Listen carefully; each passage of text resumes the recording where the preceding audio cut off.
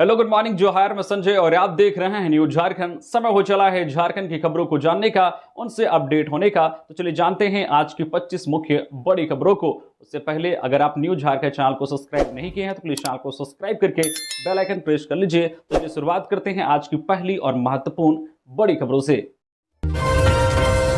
CM Hemant Soren ने 49 training officers को नियुक्ति पत्र सौंपा। कहा आईटीआई में एआई की भी हो पढ़ाई।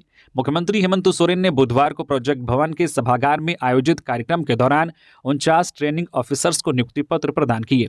यह नियुक्ति श्रम, नियोजन, प्रशिक्षण एवं कौशल विकास विभाग के तहत की गई। इस अवसर पर वित्त मंत्री राधाकृष्ण किशोर और श्रम मंत्री संजय यादव भी उपस्थित रहे। मुख्यमंत्री ने नवनियुक्त ट्रेनिंग ऑफिसर्स को संबोधित करते हुए कहा कि वे आईटीआई कॉलेजों में प्रशिक्षण की गुणवत्ता को बेहतर बनाने पर विशेष ध्यान दें। उन्होंने प्रशिक्षकों से विद्यार्थियों के कौशल को उन्नत करने की दिशा में कार्य करने की अपील की। इसके साथ ही मुख्यमंत्री ने श्रम नियोजन विभाग के सचिव को सुझाव दिया है कि आईटीआई कॉलेजों में नए पाठ्यक्रमों को शामिल किया जाए। उन्होंने solar technician, TB repair technician, mobile tester जैसे कोर्सेज के साथ साथ आर्टिफिशियल इंटेलिजेंस एआई की पढ़ाई शुरू करने पर जोर दिया।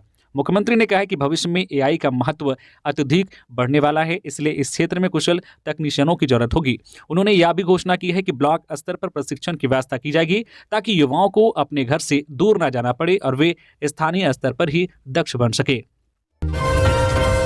हेमंत सोरेन की अध्यक्षता में 12 मार्च को होगी झारखंड कैबिनेट की बैठक। कई अहम प्रस्तावों पर लगेगी मुहर। झारखंड कैबिनेट की बैठक अगले सप्ताह होगी। 12 मार्च यानी कि बुधवार को मुख्यमंत्री हेमंत सोरेन की अध्यक्षता में कैबिनेट की बैठक झारखंड मंत्रालय प्रोजेक्ट भवन के मंत्री परिषद कक्ष में होगी। मंत्री परिषद की बैठक सुबह 11 बजे से होगी। मंत्रिमंडल सचिवालय एवं निगरानी विभाग समन्वय ने 5 मार्च को यह सूचना दी है। कैबिनेट की बैठक में कई अहम प्रस्तावों को मंजूरी दी जाएगी। हाथी के हमले में बकरी चारवाही की मौत। रामगढ़ के कोईहारा गांव में हाथी ने कुचला। ग्रामीणों का वन विभाग पर लापरवाही का आरोप। झारखंड के रामगढ़ जिले के रजरप्पा प्रोजेक्ट स्थित कोईहारा गांव में हाथी के हमले से एक व्यक्ति की मौत हो गई। मृतक की पहचान मेघनाथ मुंडा के रूप में हुई है। घटना उस समय हुई जब मेघनाथ बकरियां चरा रहे थे। हाथियों का झुंड गांव में घुसा। मेघनाथ बकरियों को लेकर भागने की कोशिश कर रहे थे। इसी दौरान एक हाथी ने उन्हें अपनी चपेट में ले लिया। हाथी ने उनके सिर को कुचल दिया। इससे मौके पर ही उनकी मृत्यु हो गई। ग्रामीणों ने वन विभाग पर गंभीर लापरवाही का आरोप लगाया है। उनका कहना है कि पिछले कई दिनों से हाथियों का झुंड गांव के आसपास घूम रहा था। उन्होंने कई बार वन विभाग को इसकी सूचना दी, लेकिन विभाग ने कोई ठोस कार्रवाई नहीं की। ग्रामीणों का मानना है कि अगर वन विभाग ने समय रहते कार्रवाई की होती तो यह दुर्घटना टाली जा सकती थी। स्थानीय प्रशासन ने घटनास्थल का दौरा किया है। मृतक के परिवार को उचित मुआवजा देने का आश्वासन दिया गया है। इस घटना से पूरे गांव में शोक की लहर है।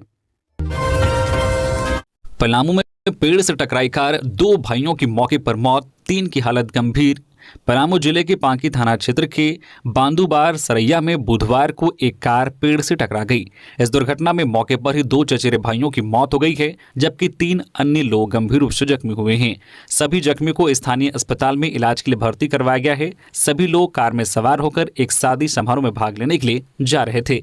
बता दें कि पांकी मेदिनीनगर रोड पर बांदूबार सरैया में पांकी की तरफ से एक तेज रफ्तार कार गुजर रही थी। इसी क्रम में असंतुलित होकर कार पेड़ से टकरा गई।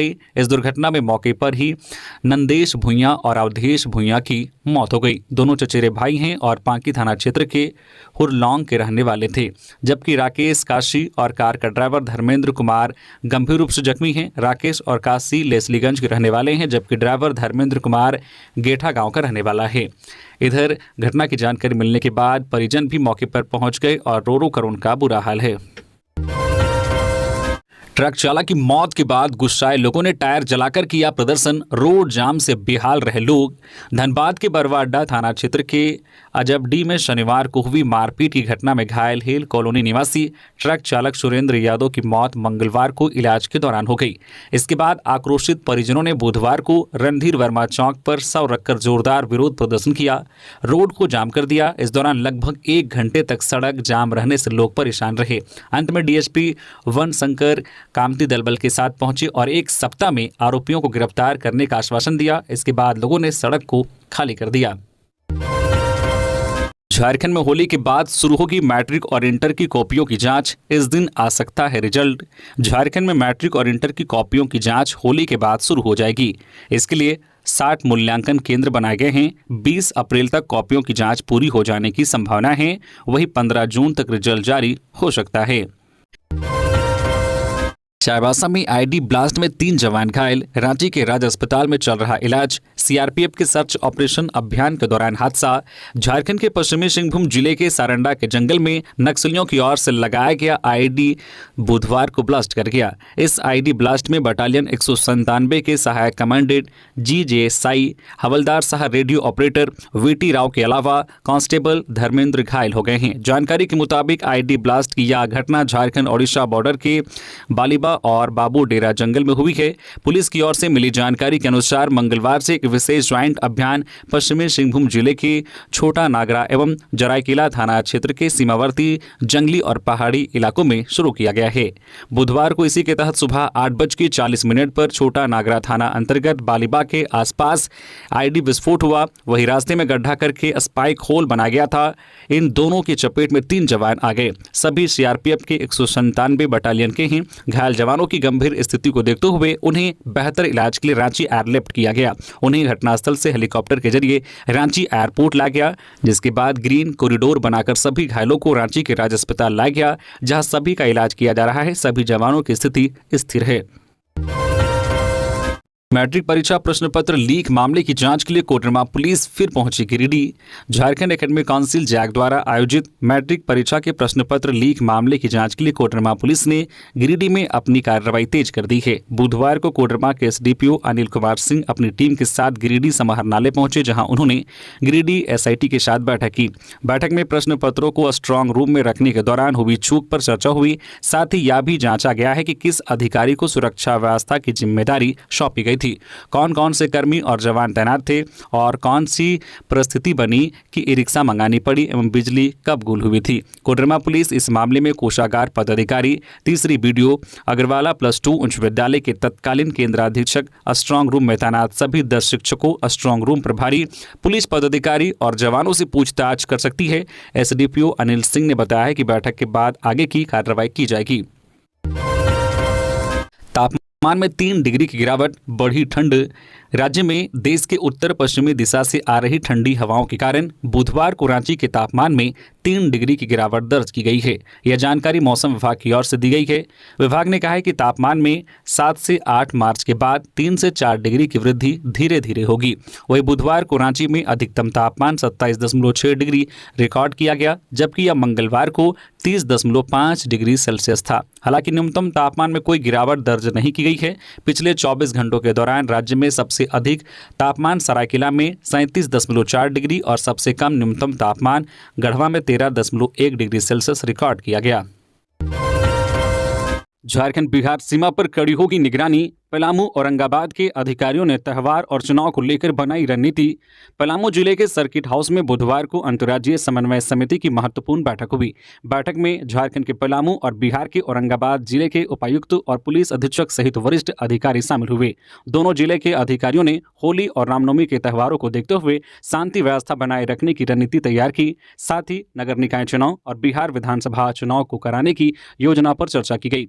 सीमावर्ती क्षेत्र में अवैध गतिविधियों पर अंकुश लगाने के लिए विशेष अभियान चलाया जाएगा। इसमें मादक पदार्थ, शराब, स्प्रीट और आग्नेयास्त्र की तस्करी पर रोक लगाई जाएगी। होली से पहले अवैध शराब और स्प्रीट के खिलाफ विशेष अभियान चलाया जाएगा। नक्सली गतिविधियों की रोकथाम के लिए दोनों जिलों के अधिकारी मिलकर काम करेंगे। खनन क्षेत्र में ओवरलोडिंग और बिना चालान के बालू पत्थर की ढुलाई पर भी कड़ी नजर रखी जाएगी। जीएसटी के भुगतान को लेकर विशेष रणनीति बनाई गई है। झारखंड को जल्द मिलेगा नेता प्रतिपक्ष। चुनाव के लिए शीर्ष नेतृत्व ने इनको बनाया पर्यवेक्षक।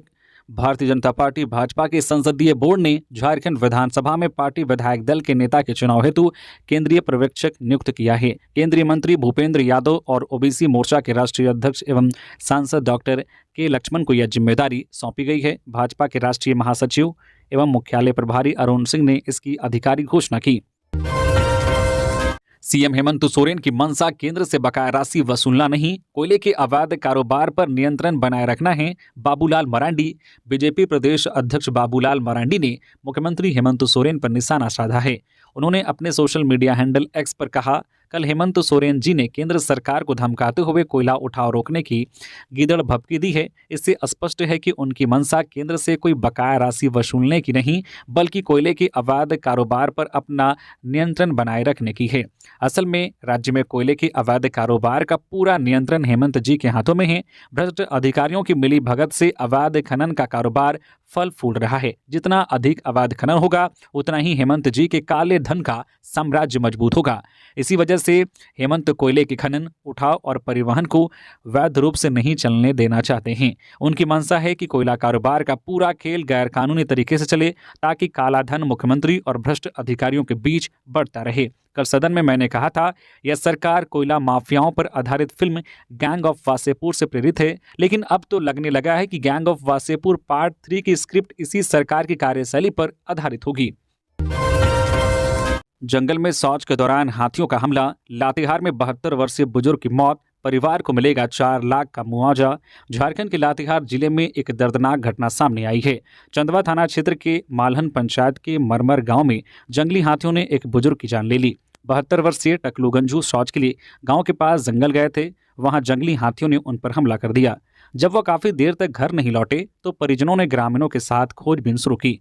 जंगल में उनका शव मिला। सूचना मिलते ही वन विभाग की टीम मौके पर पहुंची। शव को पोस्टमार्टम के लिए लातेहार सदर अस्पताल भेजा गया। मृतक के पुत्र विनय गंजू ने वन विभाग से हाथियों के जमावड़े वाले स्थानों पर सूचना पट लगाने की मांग की। इससे ग्रामीण सतर्क रह सकेंगे। रेंजर नंद कुमार महातो के अनुसार जंगली जानवरों के हमले में मौत पर सरकारी प्रावधान के तहत 4 लाख रुपए का मुआवजा दिया जाता है। इसके लिए पोस्टमार्टम रिपोर्ट और मृत्यु प्रमाण पत्र जमा करना होगा। फिलहाल परिजनों को तत्काल राहत के रूप में 40,000 रुपए का मुआवजा दिया गया है। झारखंड विधानसभा का बजट सत्र अब 17 मार्च को भी रहेगा अवकाश। कार्यमंत्रणा समिति की बैठक में सर्वसम्मति से हुआ फैसला। झारखंड विधानसभा के बजट सत्र के दौरान रंगोत्सव होली के लिए पूर्व से 12 मार्च से 16 मार्च तक अवकाश घोषित है। 5 मार्च को विधानसभा के स्पीकर कक्ष में कार्यमंत्रणा समिति की बैठक बुलाकर सर्वसम्मति से यह निर्णय लिया गया है कि 17 मार्च को भी होली की वजह से सदन की कार्यवाही स्थगित रहेगी। 17 मार्च के लिए पूर्व से लिस्टेड बिजनेस 22 मार्च को होगा। पहले शनिवार होने की वजह से 22 मार्च को अवकाश घोषित था। मुख्यमंत्री हेमंत सोरेन, संसदीय कार्यमंत्री राधाकृष्ण किशोर, कांग्रेस विधायक दल के नेता प्रदीप यादव, माले विधायक अरूप चटर्जी, लोजपा के विधायक जनार्दन पासवान, भाजपा विधायक डॉक्टर नीरा यादव, कल्पना सोरेन, मथुरा महतो, बसंत सोरेन की उपस्थिति में स्पीकर रविंद्रनाथ महतो की अध्यक्षता में हुई कार्यमंत्रणा समिति की बैठक में सर्वसम्मति से निर्णय लिया गया है कि षष्ठम विधानसभा के वर्तमान बजट सत्र में अब होली का अवकाश 12 से 16 मार्च की जगह 12 से 17 मार्च तक रहेगा। पहले जो विधायी कार्य 17 मार्च के लिए लिस्टेड थे, अब उसे 22 मार्च को पूरा किया जाएगा। शनिवार 22 मार्च को भी सदन की कार्यवाही आहूत होगी। आदिवासी कल्याण विभाग की नई पहल, गरीब छात्रों को मिलेगी प्रतियोगी परीक्षा की निःशुल्क कोचिंग।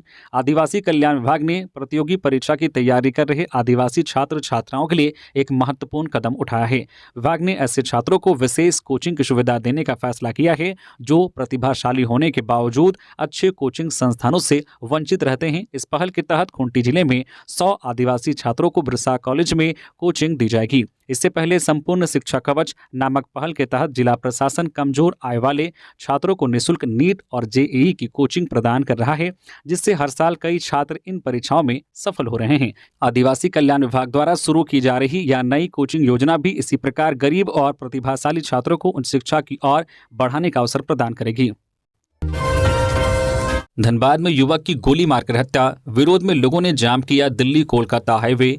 धनबाद के बरवाडा थाना क्षेत्र में एक युवक की गोली मारकर हत्या के बाद स्थानीय लोगों ने सड़क जाम कर दिया। घटना कंचन टॉकीज के समीप हुई, जहां युवक का शव बरामद हुआ। पुलिस ने मौके से खोखा भी बरामद किया है।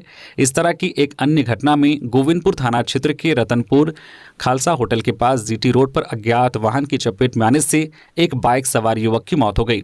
इस दुर्घटना के बाद आक्रोशित ग्रामीणों ने दिल्ली कोलकाता हाईवे के दोनों लेन को पूरी तरह से जाम कर दिया। इन घटनाओं से स्थानीय समुदाय में आक्रोश व्यक्त है और वे न्याय एवं मुआवजे की मांग कर रहे हैं। Shiv Prasad Sahu memorial T20 cricket tournament के उद्घाटन में पहुंचे सांसद शत्रुघ्न सिन्हा। पूर्व क्रिकेटर सुरेश रैना और हरभजन सिंह बढ़ाएंगे जोश। लोहरदगा में स्वर्गीय शिव प्रसाद साहू की स्मृति में लोहरदगा क्रिकेट एसोसिएशन के द्वारा स्वर्गीय Shiv Prasad Sahu memorial T20 cricket tournament के आयोजन की शुरुआत बुधवार को हुई। स्वर्गीय बलदेव साहू स्टेडियम लोहरदगा में आयोजित इस खेल टूर्नामेंट में मुख्य रूप से सांसद शत्रुघ्न सिन्हा, झारखंड प्रदेश कांग्रेस कमेटी के अध्यक्ष केशव महतो कमलेश, पूर्व अध्यक्ष डॉक्टर प्रदीप कुमार बलमुचु, लोहरदगा DC वाघमारे प्रसाद कृष्णा SP हरीश के अलावा आयोजक अजय नाथ सहदेव और पूर्व राज्यसभा सांसद धीरज साहू, लोहरदगा क्रिकेट एसोसिएशन के सदस्य एवं अन्य गण्यमान्य लोग उपस्थित हुए।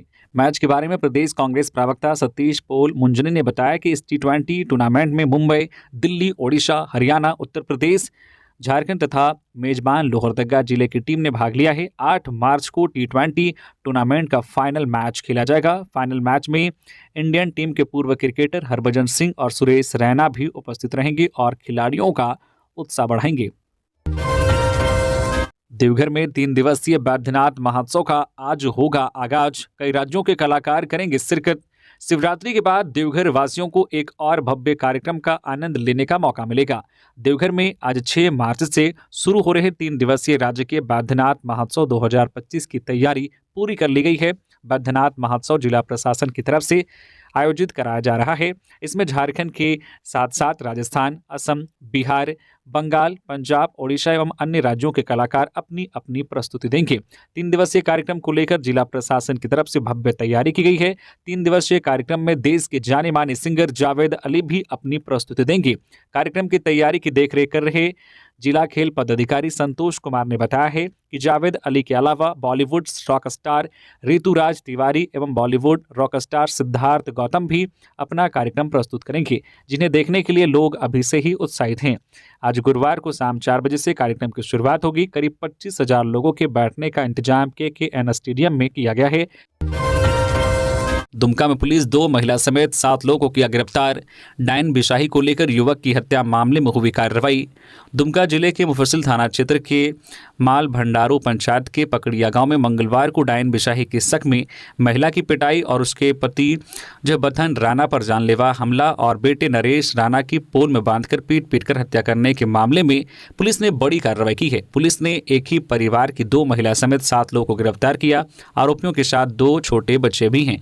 पुलिस ने गिरफ्तार सभी 7 लोगों को बुधवार की शाम कोर्ट में प्रस्तुत कर उन्हें जेल भेज दिया। जेल जाने वालों में दीपू उर्फ दीपक मड़ैया, उनके पुत्र लाल बाबू मड़ैया उर्फ चुनू मड़ैया, गुलाब मड़ैया, रवि मड़ैया और बबलू मड़ैया, गुलाब मड़ैया की पत्नी अनीता देवी और लाल बाबू मड़ैया की पत्नी अंजलि देवी शामिल हैं।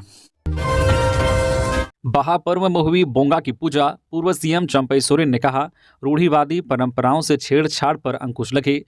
प्रकृति पूजक संथाल आदिवासी खेरवाड़ समुदाय के प्रमुख त्योहारों में एक बहा पर्व की बुधवार से शुरुआत हो गई है। 5 दिनों तक चलने वाले इस पर्व को लेकर राज्य के सभी खेरवाड़ जाहिरगढ़ में विधि विधान से बहा बोंगा की पूजा अर्चना की गई। इधर राज्य के पूर्व मुख्यमंत्री और सरायकेला के स्थानीय विधायक चंपई सोरेन ने अपने पैतृक गांव गम्हरिया प्रखंड के जिलिंग गोंडा स्थित पारंपरिक जाहिरगढ़ में बहा बोंगा की पूजा अर्चना की और राज्य की सुख समृद्धि की कामना की।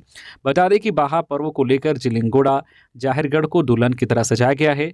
यहाँ की खूबसूरती देखते बन रही है। इस पर्व में प्राकृतिक संसाधनों की पूजा अर्चना की जाती है। साथ ही मुर्गे की बलि देकर मारंग बुरु से परिवार की समृद्धि की कामना की जाती है। साहिबगंज के राधानगर में 3 घरों में भीषण आग, लाखों की संपत्ति जलकर हुई राख। साहिबगंज जिले के राधानगर थाना क्षेत्र के बोतलू टोला गांव में बुधवार की दोपहर 3 घरों में भीषण आग लग गई। आगलगी में तीनों घरों में लाखों रुपए की संपत्ति जलकर राख हो गई है। घरों में रखे जेवरात, नकदी, बाइक, साइकिल समेत अन्य घरेलू सामान जलकर राख हो गए हैं। मिली जानकारी के अनुसार सबसे पहले गांव के कंजूलाल मंडल के घर में आग लगी। तेज हवा के कारण देखते ही देखते आग ने विकराल रूप धारण कर लिया और पड़ोस के नंदलाल मंडल व प्रसेनजीत मंडल के घर को भी अपनी चपेट में ले लिया।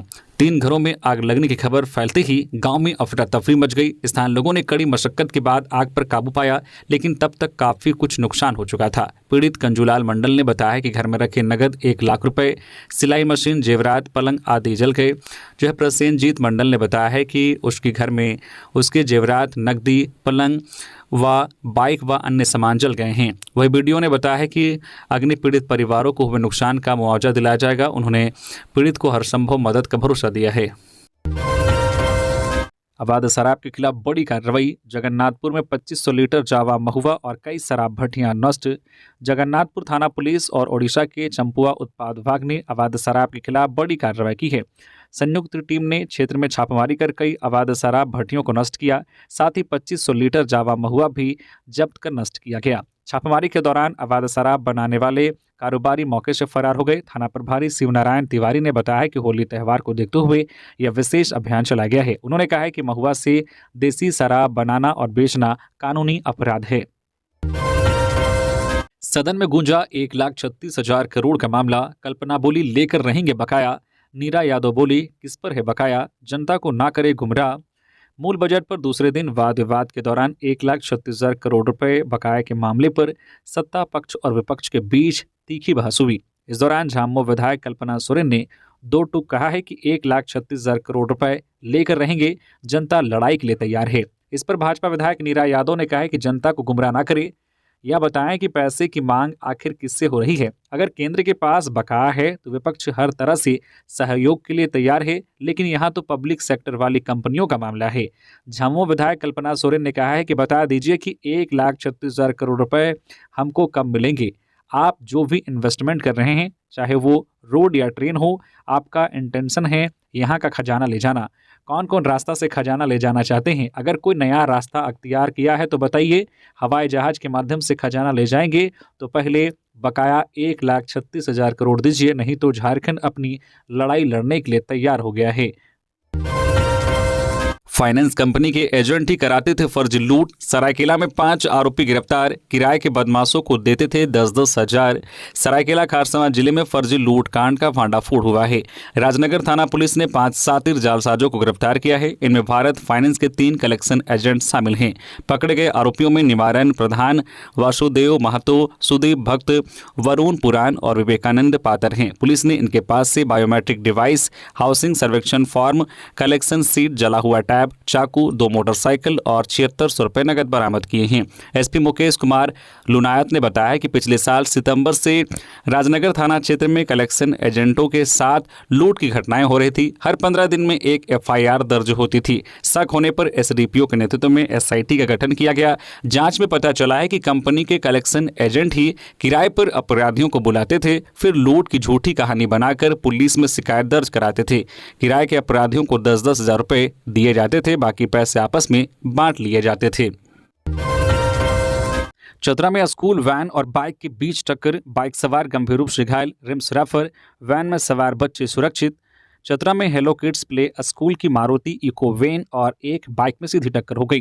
टक्कर इतनी जबरदस्त थी कि बाइक सवार युवक को वैन कुछ दूर तक घसीटती हुई ले गई।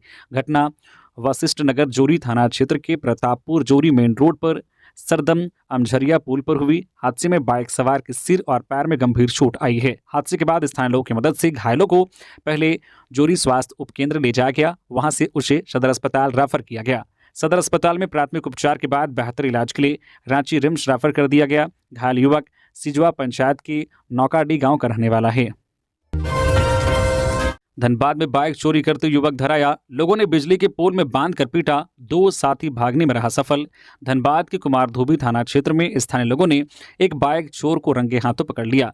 घटना काली मंडा के एफडी ग्राउंड के पास की है। इसके बाद लोगों ने चोर को पोल में बांध कर पीटा। इस दौरान उससे कई तरह के सवाल पूछे। इसके बाद लोगों ने इसकी सूचना कुमारधोबी पुलिस को दी। मौके पर पहुंची पुलिस उसे थाने लेकर चली गई। आरोपी जामताड़ा जिले का रहने वाला है।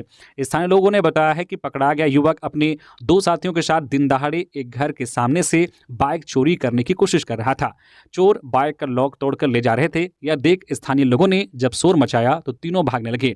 इनमें से एक को लोगों ने पकड़ लिया। पूछताछ में पता चला है कि तीनों जामताड़ा जिले के रहने वाले हैं। 2 अन्य आरोपी फरार हो गए।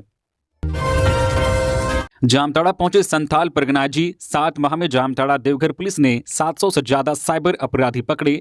संथाल परगना के आईजी क्रांति कुमार ने जामताड़ा में एसडीपीओ कार्यालय का वार्षिक निरीक्षण किया। पुलिस बल ने उन्हें गार्ड ऑफ ऑनर से सम्मानित किया। इस दौरान उन्होंने मीडिया को बताया कि पिछले 7 माह में जामताड़ा और देवघर में 700 से अधिक साइबर अपराधी पकड़े गए हैं। इनमें से किसी को भी अभी तक जमानत नहीं मिली है। साइबर अपराध रोकने के लिए पुलिस पूरी तरह से सक्रिय है। कहा है कि पुलिस अधिकारियों को साइबर अपराध की जांच के लिए विशेष प्रशिक्षण दिया गया है। इससे अपराधियों पर शिकंजा कसना आसान हुआ है। आईजी ने कहा है कि पहले जामताड़ा को साइबर अपराधों का गढ़ माना जाता था, अब स्थिति बदल रही है।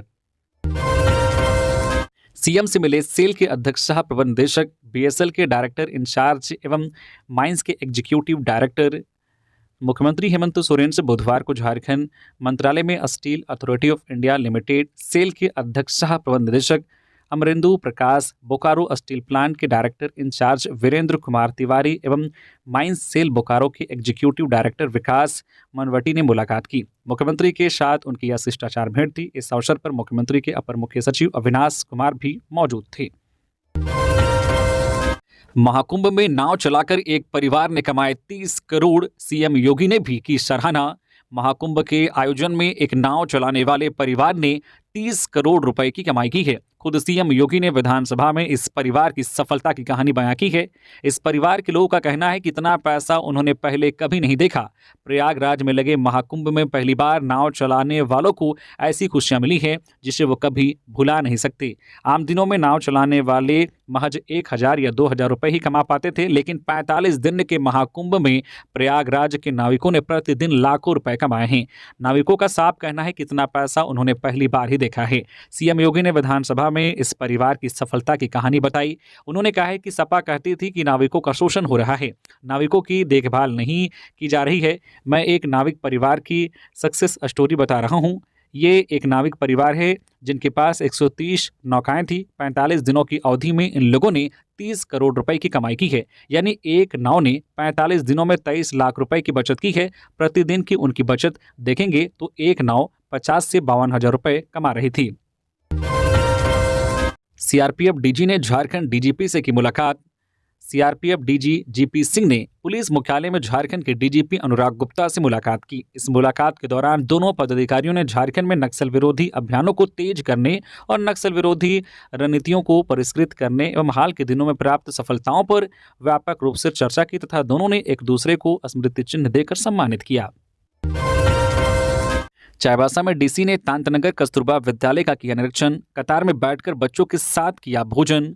पश्चिमी सिंहभूम जिला दंडाधिकारी सह उपायुक्त कुलदीप चौधरी ने उप विकास आयुक्त संदीप कुमार मीना, सदर चाईबासा अनुमंडल पदाधिकारी अर्नव मिश्रा व जिला शिक्षा पदाधिकारी टोनी प्रेमराज टोप्पो, तांतनगर प्रखंड विकास पदाधिकारी पवन आशीष एवं अन्य की मौजूदगी में तांतनगर प्रखंड स्थित आवासीय कस्तूरबा गांधी बालिका विद्यालय का निरीक्षण किया। इस दौरान उपायुक्त ने समस्त विद्यालय परिसर का भ्रमण कर वहां उपलब्ध संसाधनों की जानकारी विद्यालय के प्राचार्य वार्डन से प्राप्त किया। उपायुक्त ने अवलोकन के दौरान विद्यालय में अलग अलग कक्षा के अलावा science lab, computer lab, ICT lab, पुस्तकालय तथा उपलब्ध किताबें व भोजनालय एवं तैयार भोजन की गुणवत्ता आदि का गहन जायजा लेते हुए सभी उपलब्ध संसाधनों का बेहतर क्रियान्वयन सुनिश्चित करने के लिए विद्यालय प्रबंधन को निर्देशित किया। Ranchi army land scam, Chhaviranjan मामले में ईडी का यूटर्न, कहा घोटाले में व्यक्तिगत हैं आईएएस अफसर की भूमिका। रांची आर्मी लैंड घोटाले में प्रवर्तन निदेशालय ने अपने रुख में बदलाव किया है। विशेष पीएमएलए अदालत में दाखिल जवाब में सूत्रों के हवाले से जानकारी मिली है कि ईडी ने अब कहा है कि इस मामले में छविरंजन की भूमिका व्यक्तिगत थी, न कि आधिकारिक। बता दें कि इस घोटाले के दौरान छविरंजन रांची के डीसी थे। गौरतलब है कि इससे पहले ईडी ने अदालत में दायर अभियोजन शिकायत में दावा किया था कि छविरंजन इस मामले में अपनी आधिकारिक क्षमता में शामिल थे। इसी आधार पर उन्हें गिरफ्तार भी किया गया था, लेकिन अब ईडी के इस बदले हुए रुख ने इस मामले में नई बहस को जन्म दे दिया है। केंद्र कर रहा सौतेला व्यवहार, वृद्धावस्था पेंशन, मनरेगा, जल जीवन मिशन का पैसा रोक रखा। राधाकृष्ण किशोर। झारखंड सरकार 3 मार्च को पेश किए गए आम बजट पर सदन में 2 दिनों तक चर्चा हुई। इस चर्चा में भाग लेने वाले सदस्यों के सुझाव, आपत्ति और प्रतिक्रियाओं पर जवाब देते हुए वित्त मंत्री राधाकृष्ण किशोर ने आरोप लगाया है कि केंद्र सरकार झारखंड के साथ सौतेला व्यवहार कर रही है। उन्होंने कहा है कि केंद्रीय करों में राज्य की हिस्सेदारी कोई भीख नहीं है या झारखंड का संवैधानिक अधिकार है। उन्होंने कहा है कि अब तक अनुदान की केवल 5,736 करोड़ की राशि ही राज्य को प्राप्त हुई है। इतना ही नहीं, इसमें लगातार कमी की जा रही है। जल जीवन मिशन का 6,000 करोड़ लिए हम बैठे हैं, लेकिन केंद्र अपने हिस्से की 6,000 करोड़ की राशि नहीं दे रही। वृद्धावस्था पेंशन, विधवा पेंशन मद की 141 करोड़ की राशि नहीं दे रही। इस कारण अक्टूबर माह से पेंशन का भुगतान प्रभावित है। इतना ही नहीं, मनरेगा के मजदूरी मद में 500 करोड़ और मटेरियल मद की 600 करोड़ की राशि नहीं दे रही है। इंस्टाग्राम पर दोस्ती, पलामू से नाबालिग को भगाया था। बिहार के रोहतास का युवक गिरफ्तार, 2 साल से कर रहा था सोशल मीडिया पर बात। झारखंड के पलामू में एक नाबालिग लड़की को भगाने के मामले में पुलिस ने बिहार के एक युवक को गिरफ्तार कर लिया है। आरोपी पिंकू कुमार को जेल भेज दिया गया है। 17 वर्षीय लड़की 1 मार्च को कॉलेज जाने की बात कहकर घर से निकली थी। शाम तक वापस नहीं लौटी। लड़की की मां ने काफ़ी खोजबीन की, कोई सुराग नहीं मिलने पर उन्होंने थाने में शिकायत दर्ज कराई। मां ने बिहार के रोहतास जिले के दरिहट थाना क्षेत्र के बड़ा हुड़का गांव निवासी पिंकू कुमार पर बेटी को भगाने का आरोप लगाया। पिंकू विनोद सिंह का बेटा है। मां के मुताबिक पिंकू उनके घर आकर बेटी से शादी का दबाव डालता था। जांच में पता चला है कि दोनों की दोस्ती इंस्टाग्राम पर हुई थी। पिछले 2 साल से वे एक दूसरे के संपर्क में थे। आरोपी लड़की को अपने घर ले गया था। पुलिस ने नाबालिग को आरोपी के पास से बरामद कर लिया है। तो ये थी आज की झारखंड की टॉप बड़ी खबरें। इसी तरह से झारखंड की हर छोटी बड़ी खबर देखने के लिए आप हमारे चैनल न्यूज झारखंड चैनल को सब्सक्राइब करके बेल आइकन प्रेस कर दीजिए, जिससे झारखंड की हर छोटी बड़ी खबर का अपडेट आप तक पहुंचता रहे। तो अभी के लिए बस इतना ही, हमें दीजिए इजाजत, फिर मिलते हैं नेक्स्ट खबरों के साथ। धन्यवाद।